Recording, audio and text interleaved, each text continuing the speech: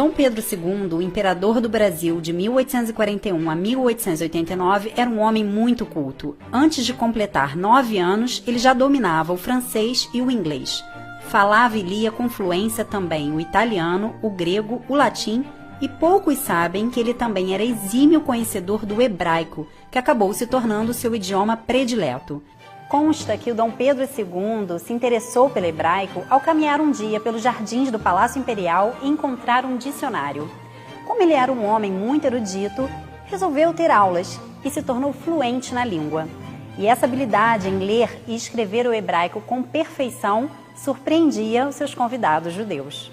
Na ocasião, ele fez uma recepção a judeus da Alsácia e recebeu-os falando em hebraico. E ficou muito zangado porque eles não falavam nada de hebraico. Então ele disse: que judeus são vocês que não sabem a língua do seu povo? Essa história contada por Sônia Salles e muitas outras estão nesse livro escrito por ela, Dom Pedro II e seus amigos judeus. Lá você vai encontrar relatos e trechos de algumas cartas que ele escrevia para judeus do mundo todo e algumas imagens da época. Nessa foto, por exemplo, está o último professor de hebraico do imperador, o Dr. Christian Seibold, que acabou se tornando um amigo pessoal.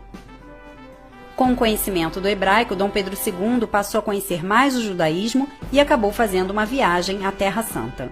E em todo lugar que ele ia, ele procurava entrar nas sinagogas e ficava quietinho num canto, como se fosse uma figura simples.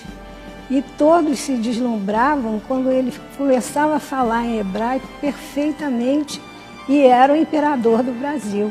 Ele também fazia traduções, fez versões de Camões para o hebraico e traduziu parte do Velho Testamento para o latim. Na época do Império, por conta da Inquisição, era proibido cultos não católicos no Brasil. Mesmo assim, eram realizadas secretamente cerimônias judaicas nessa época. A abertura religiosa começou no governo de Dom Pedro I e mais tarde o seu filho, Dom Pedro II, oficializou o direito de praticar a fé.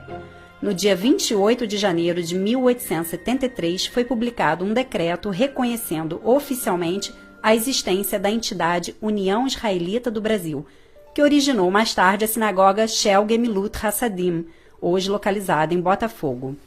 Quando faleceu, o imperador recebeu várias homenagens, uma delas de um rabino francês.